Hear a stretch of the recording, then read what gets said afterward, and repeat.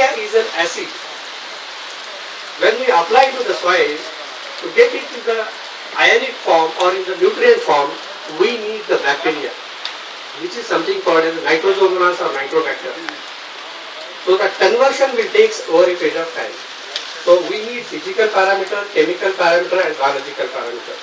Once we understand this physical, chemical and biological properties, then we have to come to the plant health. Plant health are directly correlated and protected by 5 factors.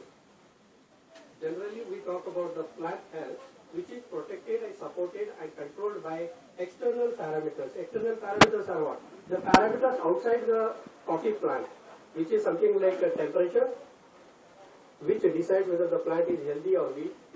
Then the being, it will help to understand the health of the plant. Then the slope of the estate. These are called as the external parameters other than the plant. Then comes the internal health. Absorption ratio, whether the plant is absorbing those applied nutrients, whether that is xylem, phloem is good, absorption is good or not. Then the third important parameter comes the genetic purity of the plant. The plant saplings what we have, whether it is a seed germinated or clonal propagation. In the coffee industry nowadays we are talking about the clonal propagation, which gives the even growth of the plant health. So then the fourth parameter is the optimum growth. All these three parameters, external, internal and genetic purity is there in the coffee estates. Then we have to talk about the fourth parameter is the optimum growth. That optimum growth in the plant is directly proportional to the nutrition management, where we talk about the balanced plant nutrition concept. I just told you about the balanced plant nutrition concept. The plant requires a lot of nutrients for the growth and development. Out of the total elements, we generally tell it the 16 elements are very essential.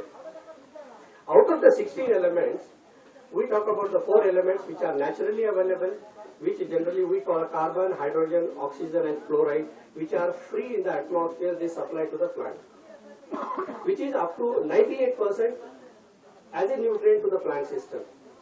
Remaining 2% are remaining elements, something like nitrogen, phosphorus, potash. Then the secondary elements, calcium, magnesium and sulfur. And the micro elements are zinc, iron, manganese, copper, molybdenum and boron. The complete cycle of the nutrition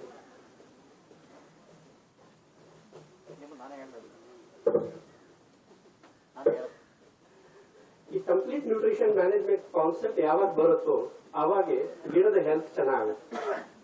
ಇದರಲ್ಲಿ ಯಾವುದೋ ಒಂದು ಗಿಡ ಬೆಳಿಬೇಕಾದ್ರೆ ಸಮತೋಲ ರೂಪದಲ್ಲಿ ಆಹಾರ ನಾವು ಗಿಡಕ್ಕೆ ಕೊಟ್ಟಾಗೆ ಆ ಜೀವನ ಚಕ್ರ ಪೂರ್ಣ ಆಗಿ ಅದು ಇಳುವರಿಯಲ್ಲಿ ಬದಲಾವಣೆ ಆಗುತ್ತೆ. ಯಾವಾಗ ನಮಗೆ ಸಾಯಿಲ್ ಹೆಲ್ತ್ ಬಗ್ಗೆ ಗೊತ್ತಾಯ್ತು, ಪ್ಲಾಂಟ್ ಹೆಲ್ತ್ ಬಗ್ಗೆ ಗೊತ್ತಾಯ್ತು, ಇದು ಎಲ್ಲ ನಮಗೆ ಗೊತ್ತಾದಾಗೆ ಈ ಪ್ಲಾಂಟ್ ಹೆಲ್ತ್ ನಾವೇನಾರ ಫೈಂಡ್ ಔಟ್ ಮಾಡಬೇಕಾದ್ರೆ ಕಾಫಿ ಇಂಡಸ್ಟ್ರಿಯಲ್ಲಿ ಈ 5 to 6 ಸ್ಟೇಜಸ್ ಅಲ್ಲಿ ಕಾಫಿ ಪ್ಲಾಂಟ್ ಟ್ರಾನ್ಸ್ಲೋಕೇಶನ್ ಆಗುತ್ತೆ. ಒಂದು ವೆಜಿಟೇಟಿವ್ ಗ್ರೋತ್, ಚಿಗುರು ಬರೋದು. ಎರಡನೇದು ಟ್ರಾನ್ಸಿಷನ್ ಝೋನ್, ಚಿಗುರದಿಂದ ಬಡ್ ಇನಿಷಿಯೇಷನ್ ಆಗುತ್ತೆ, ದಟ್ ಇಸ್ ಟ್ರಾನ್ಸಿಷನ್ ಝೋನ್ ಅಂತ ಕರೀತಾರೆ. ಮೂರನೇದು ರೀಪ್ರೊಡಕ್ಟಿವ್ ಸ್ಟೇಜ್. ನಾಲ್ಕನೇದು ಮ್ಯಾಚುರಿಟಿ ಸ್ಟೇಜ್, ಆಮೇಲೆ ಪ್ರೀ ಮ್ಯಾಚುರಿಟಿ, ಆಮೇಲೆ ರೈಟ್ನಿಂಗ್ ಸ್ಟೇಜ್.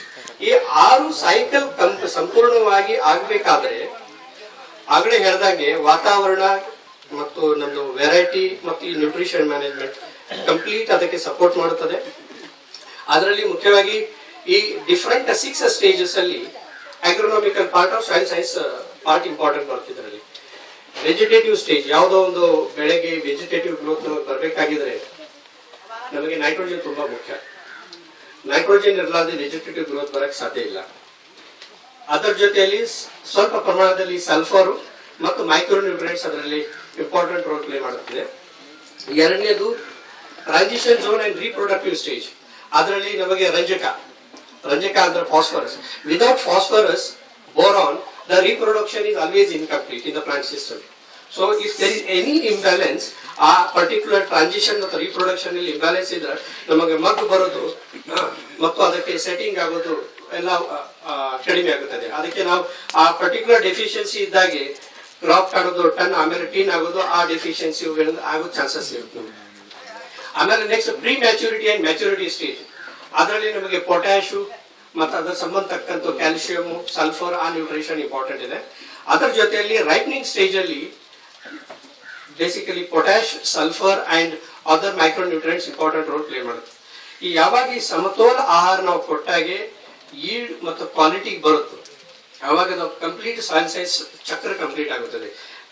ಇಷ್ಟು ಹೇಳಿ ನಂದು 5 minutes ಪ್ರೆಸೆಂಟೇಷನ್ ಮುಗಿಸ್ತೀನಿ. Thank you.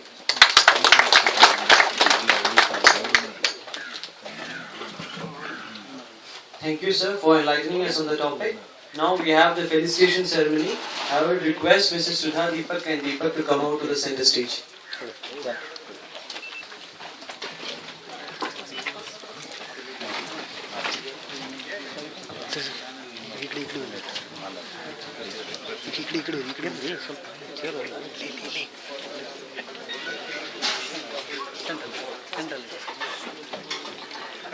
Now I would invite our DGM sir to felicitate him.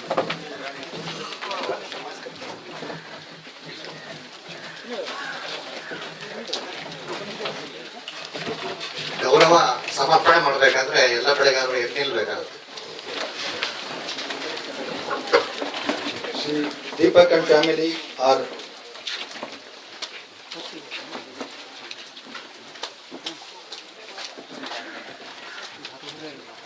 Ladies ಯಾರು ಒಬ್ರು ಕರೀ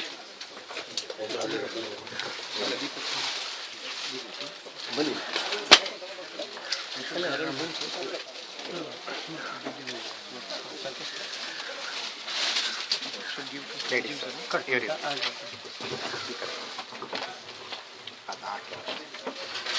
ಈಗ ನಮ್ಮ ಡಿಜಿಎಂ ಶ್ರೀಯುತ ರಘುರಾಮ್ ಶೆಟ್ಟಿ ಅವರಲ್ಲಿ ಶ್ರೀಯುತ ದೀಪಕ್ ದಂಪತಿಗಳಿಗೆ ಸನ್ಮಾನ ಮಾಡಬೇಕು ಅಂತ ಕೇಳ್ಕೊಳ್ತಿದ್ದೇವೆ. ಮೊದಲಾಗಿ ಹಾರ ಸಮರ್ಪಣೆ.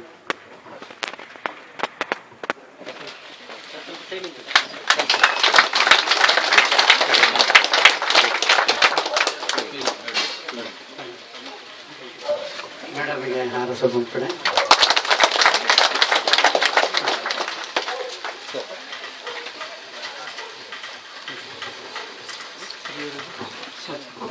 ಶ್ರೀಯುತ ಸಂಗಮೇಶ್ ಅವರು ಶಾಲೆ ಹೊರಿಸಬೇಕು ಅಂತ ಕೇಳ್ಕೊಳ್ತಿದ್ದೀನಿ.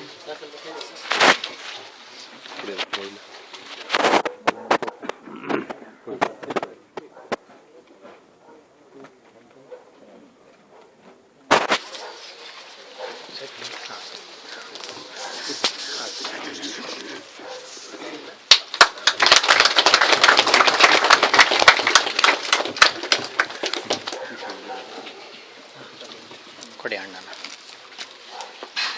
ಶ್ರೀಯುತ ತಂಗಲ್ ಅವರು ಅನ್ನ ಸಮರ್ಪಣೆ ಮಾಡಬೇಕು ಕೇಳ್ಕೊಳ್ತಿದ್ದೀನಿ.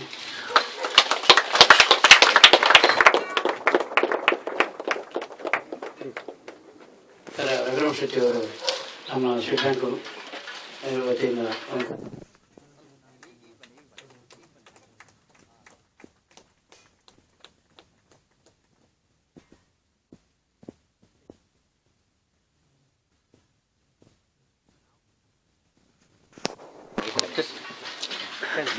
ಹಾಗೆ ಹೇಳಿ ಹೇಳಿ. Shri Deepak.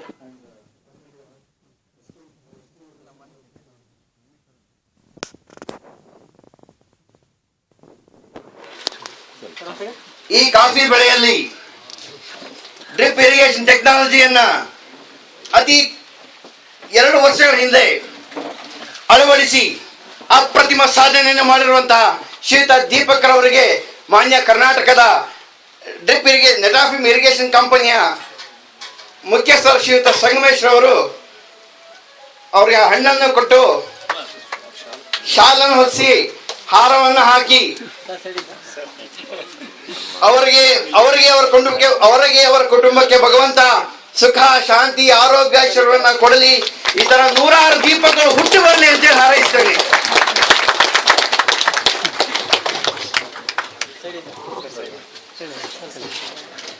Shri Deepak and family are our esteemed customer ever since been inception of our branch at Moodigere in 1974.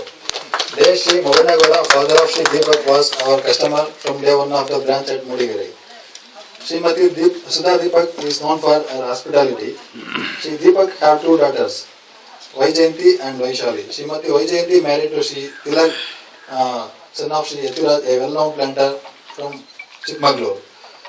Ms. Vaishali is an actress in film industry. Mr. Deepak is known for his hard work, sincerity, perseverance. He is always eager to go for innovation in coffee cultivation. He has visited Brazil, Vietnam and other countries in pursuit of his learnings in coffee cultivation. He has also won National Award for cardamom cultivation. Thank you. Thank you, Mrs. and Mr. Jacob.